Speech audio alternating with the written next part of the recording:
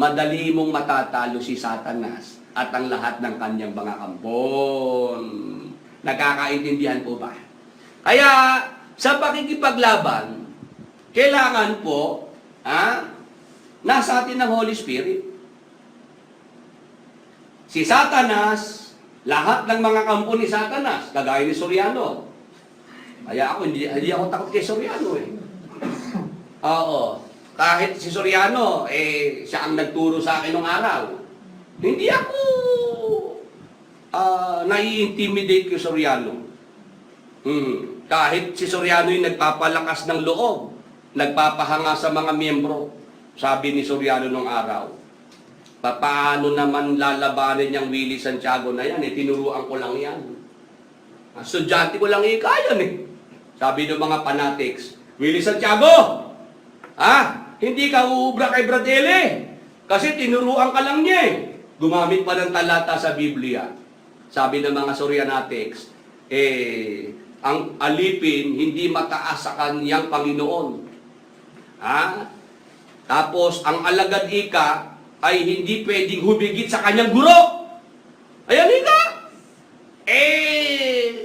Alagad ka lang eh. Estudyante ka lang ni Bradley. Yan ika nasa Biblia. Ang alagad, hindi mataas sa kanyang guro. Sabi ko, tama ang talata. Mali lang ang pagkakaintindi ninyo. Bakit? Sino ba ka akong guro? Yung binabanggit dyan na hindi pwedeng mahigitan ng kanyang alagad. Ang guro dyan, si Jesus Christ. Amen! Amen. Purihin ng Panginoon. Kaya sabi ko, ba't ako matatakot kay Soriano? Kahit siya pa yung dating nagturo sa akin. Gagamit kayo ng talata sa Biblia na ang alagad ay hindi mataas sa kanyang guro. Sabi ko, pagka ang guro ay si Jesus Christ, hindi mo pwedeng mahigitan yun. Pero kagaya lang ni Soriano, na ulyanin na.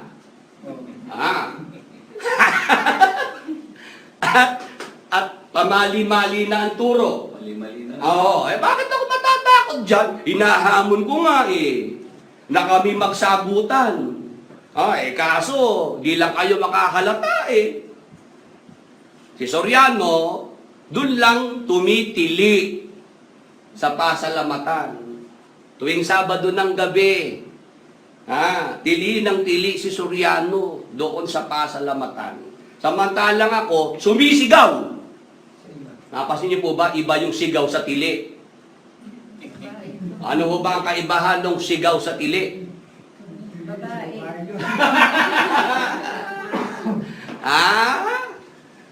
Ang sigaw, lalaki yun, di ba? Pag tili, ayan si Brother Jacob Santos. Yan yung matyagang makinig kay Soriano sa pasalamat madami nga ako nilista rito Mamaya ako na lang sasagutin. Tutuloy ko na lang muna itong ating paksa. Meron lang kasi pumasok dito na alagad ni Soriano, nagpapakitang gilas. Pinakita ko lang na hindi ako aatras kay Soriano. Hindi ako takot kay Soriano. Kahit nung araw pa mga kapatid, nilagay akong destino sa kapilya doon sa pasalamatan. Si Soriano nandyan, nakikinig, ako nagpapaksa. Hindi ako nai-intimidate. Alam ni Soriano yun na ang pakiramdam ko, normal lang. Nandyan si Soriano, wala si Soriano, ang timbre ng boses ko isa lang. Hindi nag-iiba, hindi nababago. Hindi kagaya pagkaiba yung nakadestino. Si Roland ng destino. Si Roland, pag yun nagdumistino si Soriano nakikinig, magpapaksa si Roland nakatingin sa kay sabi. Mga kapatid, alam po ninyo, ang kinakausap po yung butiki. Kasi, kinakabahan yun. Sigurado. Kinakabahan mo yun. Ako po hindi Noong mga panahon na yan, si Brother Boy Di Balanta, dinidestino yung mga MIC. linggo-linggo, sila dinidestino. Nako pagka Sabado na ho ng gabi, magtatawagan na kay Brad Boy Di Malanta. Brad Boy, yun pong destino ko dyan, bukas, paki-cancel po. At ako po'y may destinong iba. Umiiwas yung mga ministro na madestino roon sa kapilya, sa Apali. Kasi doon dumadalo si Soriano. Natatakot sila na pag magpapaksa sila, makikinig si Soriano. Kaya pagdating ng Sabado, kani-kanyang tawag na yan. Nagpapapalit ng destino. Brad Boy, hindi po ako available. Palitan niyo po ako. Nung bandang huli, si Brother Boy Di Balanta, yung best friend ni Soriano, pag schedule ng mga didestino sa kapilya, bandang huli, binalibag na yung kanyang logbook. Alam nabuisit Tuwing Sabado na lang mag-a-assign siya, aatras. Bandang huli, tinawag ako, Brad Willie, ikaw na nga ang dumistino dyan sa kapilya. Bakit po, Brad Boy? Ito ikang mga MIC na ito Nasisira lang yung schedule Pag Sabado na, magtatawagan na. Kani-kanya ng mga dahilan. Ikaw na nga ang dumistino, Brad Willie. Yun, destino po ako ng Sabado. Yung Sabado ng gabi. Brad Boy, papaano naman yung prayer meeting? Ikaw na rin. Ang prayer meeting po yung Miyerkules, Webes, tapos Sabado. Tatlo pong yun. Schedule lang binigay sa akin. Kasi nga, yung mga MIC na yan, hanggang ngayon hindi naman nasanay ni Soriano Hindi niya na-train. Lahat yan ni mga lampa. Lahat yan wala pong mga nalalaman. Yun po ang masakit na katotohanan dyan. Tumagal yung samahan nila. Tumanda si Soriano. Umabot ng 73 na si Soriano. Wala namang na-develop naipaparating sa akin, Brad Willie, sa pananalangin sa pasalamat, lagi yung Don ang nag-o-opening prayer. Yung Don. Bayaw ka ako ni Bonjing yan. Dapat nakakaramdam na kayo. Kung si Soriano yung mawawala, at si Bonjing na ang magiging leader, yung pangalawa niya, sino? Yung bayaw! Bakit yung bayaw ang kailangang maging pangalawa niya? Dahil nga ang kanilang iglesia, negosyong iglesia, family corporation. Kailangan ang nakaabang pa rin na mamumuno, kamag-anak. Kasi nga, negosyong iglesia yan. Ang matwid, matapang na parang leon. 28:1 po ng Kawikaan. Ang leon, pag-aralan po ninyo, di po ba yan ang hari ng kagubatan, yung leon? Pag lumakad ang leon, kahit sino masalubong, sino tumatabi? Hindi ba yung masalubong yan? Tama po ba? Nakita niyo po ba yun? Pag lumakad na ang leon, hindi yan naatras. Kahit sino masalubong yan, yun ang tumatabi. Sige po, mayroon po yata tumatawag. Welcome po. Ahoy. Sige po. Motor lang kami. Sige po. Tuloy po kayo. Okay po. Sige po. Pakisara lang po yung pinto. Ayan, si Adjun. Sige. Tuloy tayo sa ating pinag-uusapan. Si Satanas, natalo na yan ni Jesus Christ. Kaya tayo ngayon, sa panahon ito, kung lalabanan natin siya, dapat ang nasa isip mo, talo ka na Diba? Makulit ka na lang. Tama po ba? Yung panalo ni Jesus Christ, i-impose mo na lang. Implement mo na lang. Nagkakaintindihan po ba? Kaya ako po mga kapatid, yun po ginagawa ko. Pagka ako po'y sinabihan, Brother Willie, punta ka naman dito sa amin. Meron kaming nararamdaman dito na may iba pang nakatira dito bukod sa amin. Kami ika ay nakakaramdam ng kilabot dito. Ako po mga kapatid, pagka pumunta sa bahay, ayun, naobserbahan pala ako ni Edwin, kapatid ko. Basta pag pumunta po ako ng bahay, diretso lang. Kahit nagpaparamdam pa yung masamang espiritu, hindi ko siya pinapansin. Hindi po ako nagdadalawang isip. Basta ang lakad ko diretso lang. Kasi yun ang nasa Biblia. Ang matuwid, matapang na parang leon. Ang masama ay tumatakas na walang taong humahabol. Ngunit ang matuwid ay matapang na parang leon. Ako po ganun po ang aking nagiging paglakad ngayon. Hindi ko sila pinapansin. Sabi ko, manda kayo. Loob-loob ko lang. Maya-maya lang ako aalis kayo dito sa bahay na ito. Obligado kasi silang umalis Hindi sila pwedeng mag-stay, sila masunod, na hindi sila aalis. Meron nga nakakita nung ako po'y pumasok nagsumiksik na po sa sulok Opo. Sabi ko sa mga kasama ko, nasaan na ba? Nandun sa sulok, Brad Willie. Ako natakot. Hindi ba ako nagsasalita? Di ba ako nagsasalita? Nandun na, nagsusubiksik na sa sulok. Meron tayong mga kasama, yun naman po yung naipagdalob sa kanila. Nakikita nila O, turo mo ako sa akin nasaan. Pag sinabing na dyan, doon ko siya haharapin. O, sa pangalan ni Jesus, lumayas ka rito.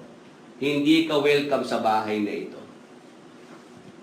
Si Jesus Christ ang Panginoon ng bahay na ito. Siya ang may-ari ng bahay na ito. Umalis kayo dito o umaalis.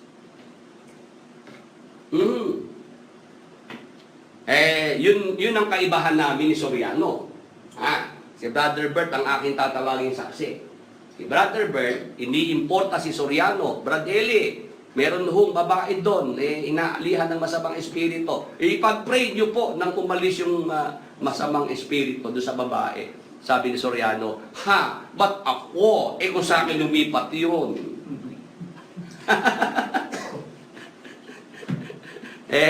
Diyan natin makikita na walang authority. Si Soriano, takot siya doon sa masamang espiritu. Tayo po hindi kailanman dapat matakot, makaramdam ng takot, mga kapatid. Si Satanas, talunan na yan. Nananakot na lang. Umaatungal na lang na parang leon. Umaatungal, pero sa katotohanan, wala lang ngipin. Si Kapeding, naalala ko naman, sabi ni Kapeding, alam mo Brad Willie, si Soriano, hindi nalalaban sa iyo. Kumbaga, sa cobra, matandang cobra na yun. Wala nang pangil. Tama ba nga, Pedeng? Yun ang sabi ng Kapeding sa akin Kapeding kasi sanay rin sa bukid, mga ahas. No? Sabi niya, kumbaga, sa cobra, si Soriano, wala nang pangil, wala na rin kamandag. Pag nakita mo, medyo matatakot ka pa, di ba, Pero pag bumuka na ang bibig, wala na palang pangil. Kaya hindi nalalaban yan yun naman ang napasin ko talaga. Si Soriano, kahit anong yaya ang gawin ko na kami magsagutan sa Facebook Live, hindi talaga sasagot. Hanggang sa pasalamatan na lang. Kagabi, gano'n na naman ang nangyari. Talaga namang tuwing Sabado na lang, ang paksa nila, ako.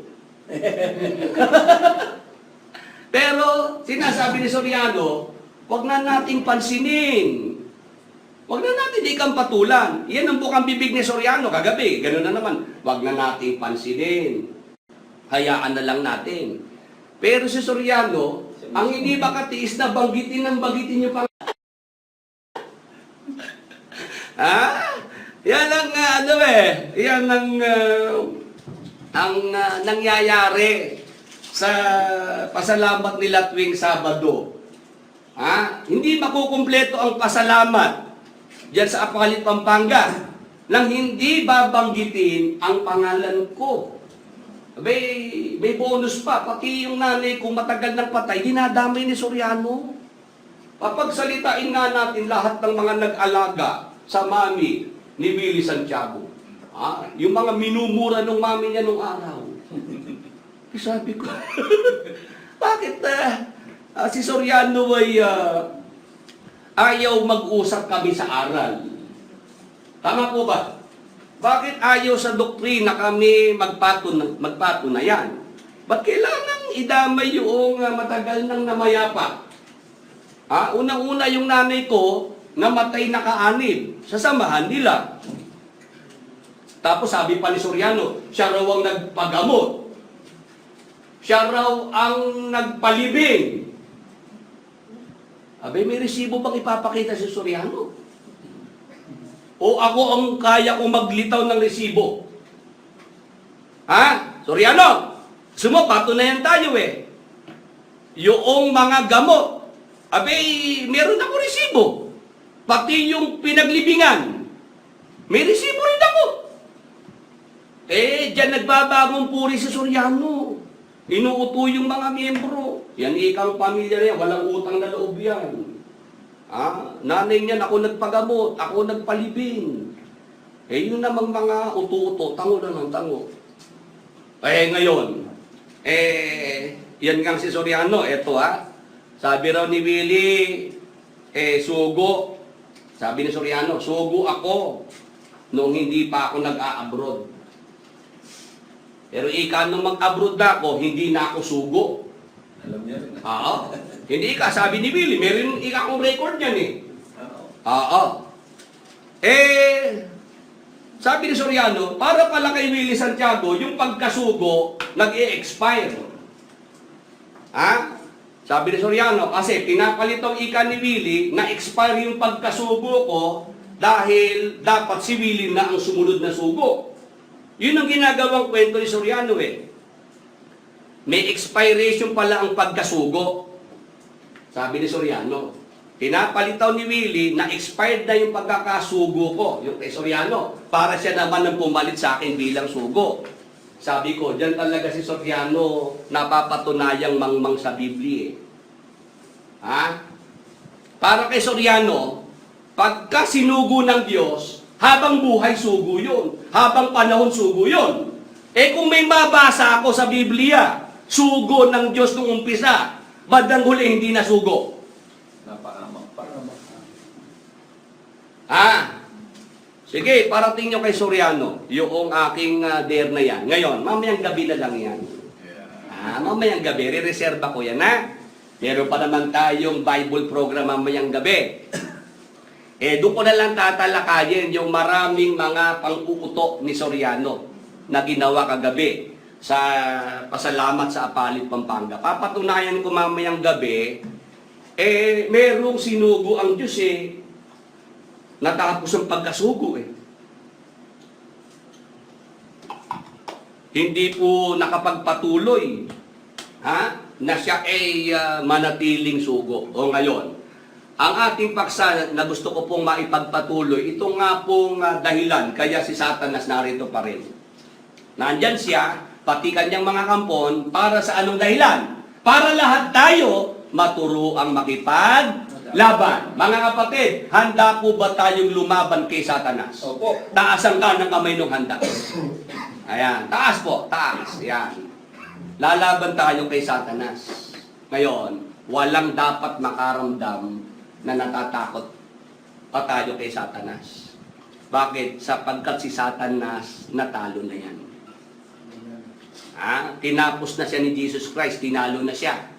Pagkatapos ni Jesus Christ, o ipinasa na sa atin, bugbog sarado na kay Jesus Christ, o kayo naman, kayo naman ang kasunod na mambugbog kay Satanas.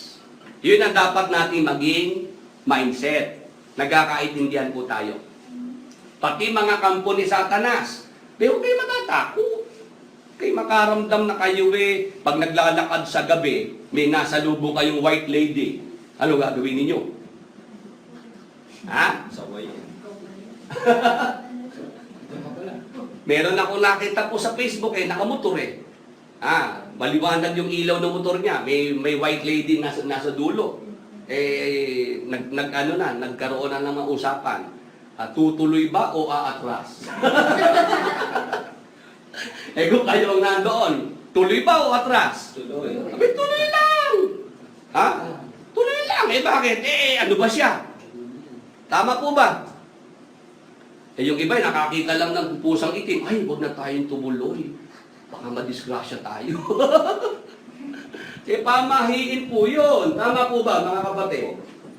Yung mga nagsasabi, pag mayroon kang nakitang pusang itim, huwag ka nang tutuloy at ikaw ay madidisgrasya. Ayun, pagka may nadadaanan pong lugar na, makikiraan pa, tabi-tabi po, makikiraan po, hindi po dapat ganun sa atin, Dahil tayo po, mga magulang at mga kaibigan, yung tagumpay ni Jesus Christ, nasa atin din yun. Kailangan lang, alam po nating ma-implement yung tagumpay na yun. Maliwanag po ba? Ayan. Ang ating pakikibaka hindi laban sa laman at dugo sa 6:12 ng Efeso. Lagyan natin. 6:12 ng Efeso.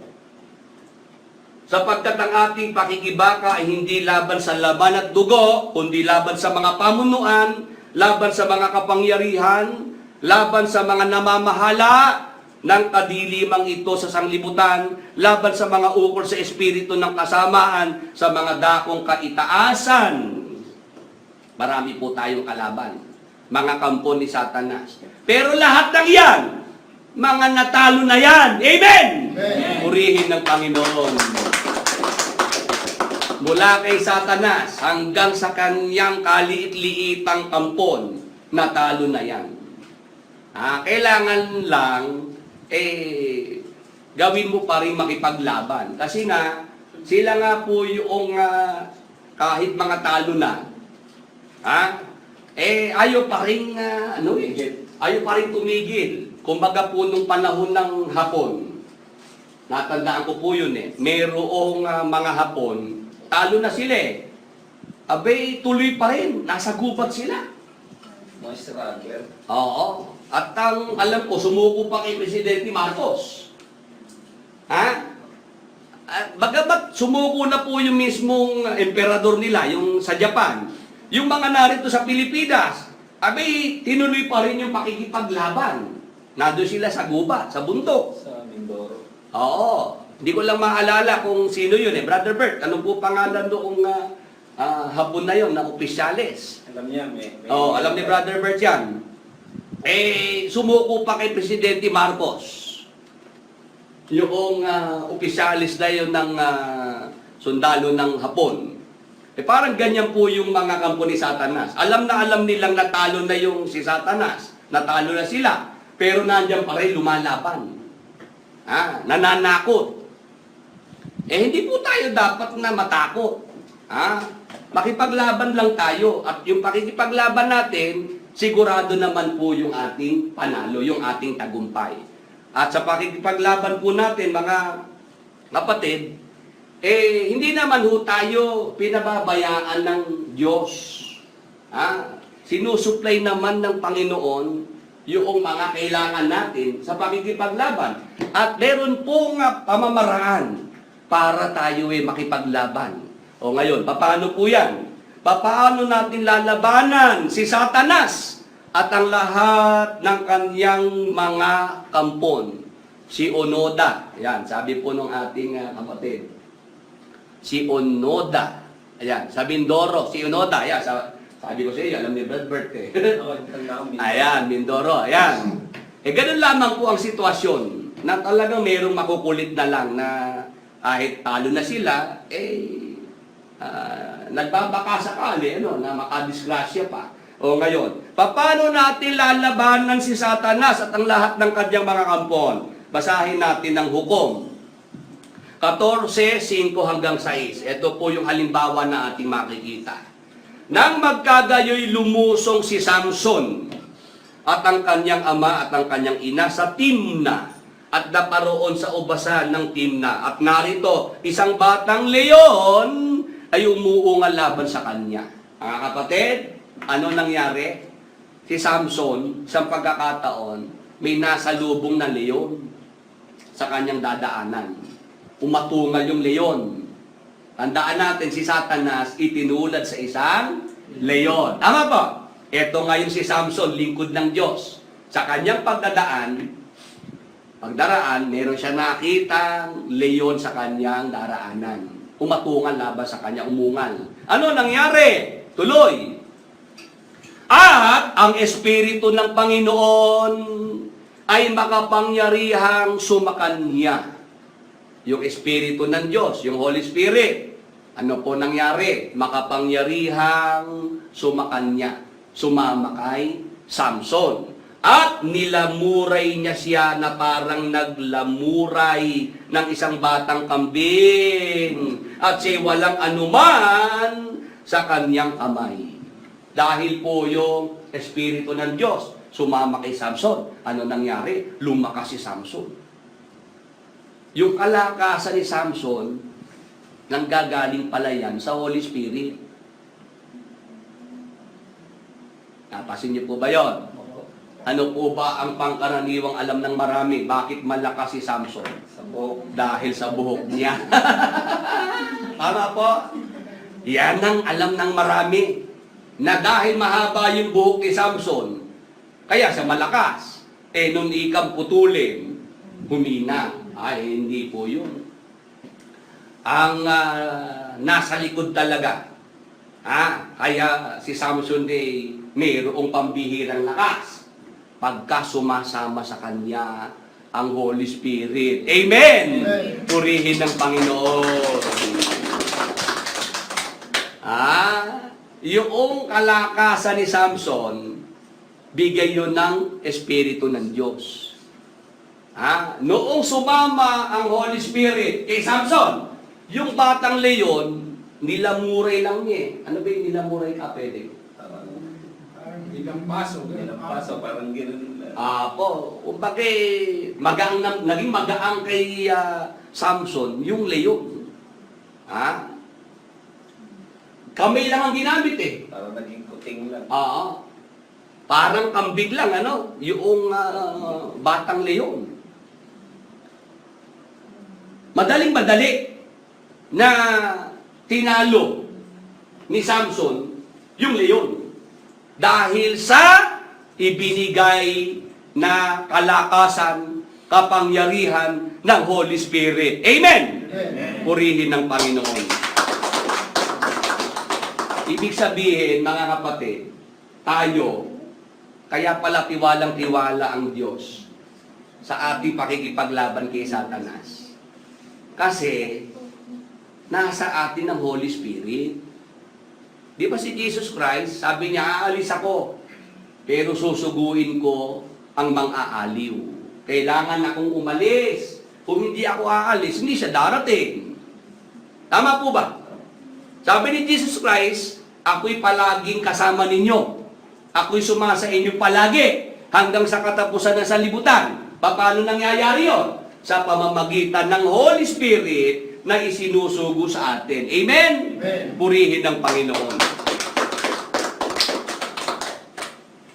Ayan. Kaya mga kapatid, sa pakikipaglaban natin kay Satanas at sa kanyang mga kampon, hindi tayo dapat makaramdam ng takot. Hindi ka dapat mataranta. Bakit? Tingnan niyo si Samson. Lumaban sa leon. Relax na relax Tama po. Kalmado siya. Bakit? Kasi nasa kanya ang kapangyarihan ng Holy Spirit.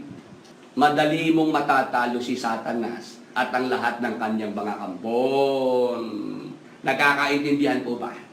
Kaya, sa pakikipaglaban, kailangan po, nasa atin ng Holy Spirit. Si Satanas, lahat ng mga kampo ni Satanas, kagaya ni Soriano. Kaya ako, hindi ako takot kay Soriano Oo. Kahit si Soriano, siya ang nagturo sa akin nung araw. Hindi ako nai-intimidate kay Soriano. Kahit si Soriano yung nagpapalakas ng loob, nagpapahanga sa mga miyembro, sabi ni Soriano nung araw. Paano naman lalabanin niyang Willie Santiago na yan? Tinuruan ko lang yan.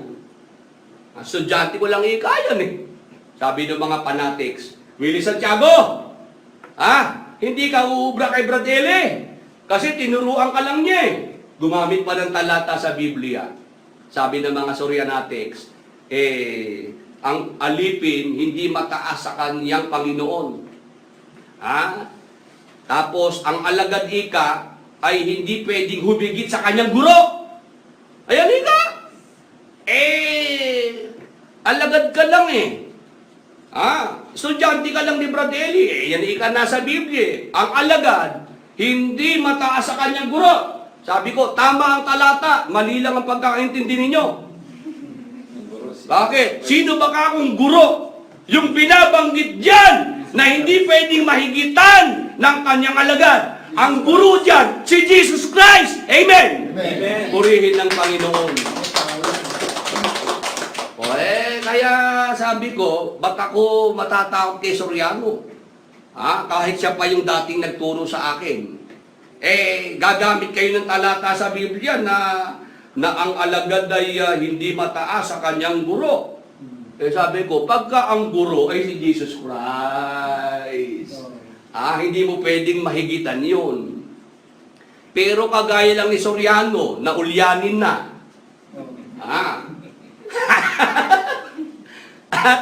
At pamali-mali na ang turo. Mali-mali na. Bakit ako matatakot dyan? Hinahamon ko nga na kami magsagutan. Kaso, di lang kayo makahalata Si Soriano, dun lang tumitili sa pasalamatan. Tuwing Sabado ng gabi, tili ng tili si Soriano doon sa pasalamatan. Samantalang ako, sumisigaw. Napasin niyo po ba, iba yung sigaw sa tili? Ano ho ba ang kaibahan ng sigaw sa tili? Babae.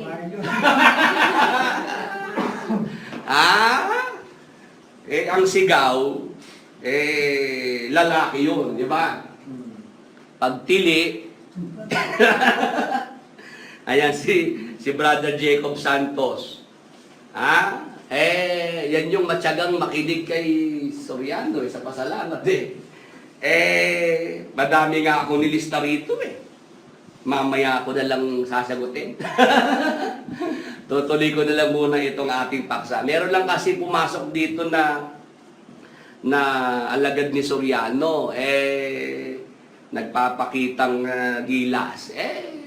Pinakita ko lang na hindi ako aatras kay Soriano. Hindi ako takot kay Soriano. Kahit nung araw pa mga kapatid, nilagay akong destino sa kapilya doon sa pasalamatan. Si Soriano nandyan, nakikinig, ako nagpapaksa. Hindi ako nai-intimidate. Alam ni Soriano yun na ang pakiramdam ko, normal lang. Nandyan si Soriano, wala si Soriano, ang timbre ng boses ko isa lang. Hindi nag-iiba, hindi nababago. Hindi kagaya pagkaiba yung nakadestino. Si Roland ng destino. Si Roland, pag yun nagdumistino si Soriano nakikinig, magpapaksa si Roland nakatingin sa kay sabi. Mga kapatid, alam po ninyo, ang kinakausap po yung butiki. Kasi, kinakabahan yun. Sigurado. Kinakabahan nyo yun. Ako po hindi Noong mga panahon na yun, si Brother Boy Di Balanta, dinidestino yung mga MIC. Linggo-linggo, sila dinidestino. Nako pagka Sabado na ho ng gabi, magtatawagan na kay Brad Boy Di Balanta. Brad Boy, yun pong destino ko dyan, bukas, paki-cancel po. At ako po'y may destinong iba. Umiiwas yung mga ministro na madestino roon sa kapilya, sa Apali. Kasi doon dumadalo si Soriano. Natatakot sila. na pag magpapaksa sila, makikinig si Soriano. Kaya pagdating ng Sabado, kani-kanyang tawag na yan. Nagpapapalit ng destino. Brad Boy, hindi po ako available. Palitan niyo po ako. Nung bandang huli, si Brother Boy Di Balanta, yung best friend ni Soriano, pag schedule ng mga didestino sa kapilya, bandang huli, binalibag na yung kanyang logbook. Alam nabuisit Tuwing Sabado na lang mag-a-assign siya, aatras. Bandang huli, tinawag ako, Brad Willie, ikaw na nga ang dumistino dyan sa kapilya. Bakit po, Brad Boy? Ito ikang mga MIC na ito Nasisira lang yung schedule Pag Sabado na, magtatawagan na. Kani-kanya ng mga dahilan. Ikaw na nga ang dumistino, Brad Willie. Yun, destino po ako ng Sabado. Yung Sabado ng gabi. Brad Boy, papaano naman yung prayer meeting? Ikaw na rin. Ang prayer meeting po yung Miyerkules, Webes, tapos Sabado. Tatlo pong yun. Schedule lang binigay sa akin. Kasi nga, yung mga MIC na yan, hanggang ngayon hindi naman nasanay ni Soriano Hindi niya na-train. Lahat yan ni mga lampa. Lahat yan ni wala pong mga nalalaman. Yun po ang masakit na katotohanan dyan. Tumagal yung samahan nila. Tumanda si Soriano. Umabot ng 73 na si Soriano. Wala namang na-develop naipaparating sa akin, Brad Willie, sa pananalangin sa pasalamat, lagi yung Don ang nag-o-opening prayer. Yung Don. Bayaw ka ako ni Bonjing yan. Dapat nakakaramdam na kayo. Kung si Soriano yung mawawala at si Bonjing na ang magiging leader, yung pangalawa niya, sino? Yung bayaw! Bakit yung bayaw ang kailangang maging pangalawa niya? Dahil nga ang kanilang iglesia, negosyong iglesia, family corporation. Kailangan ang nakaabang pa rin na mamumuno, Kamag-anak. kamag-anak. Kasi nga, negosyong iglesia yan.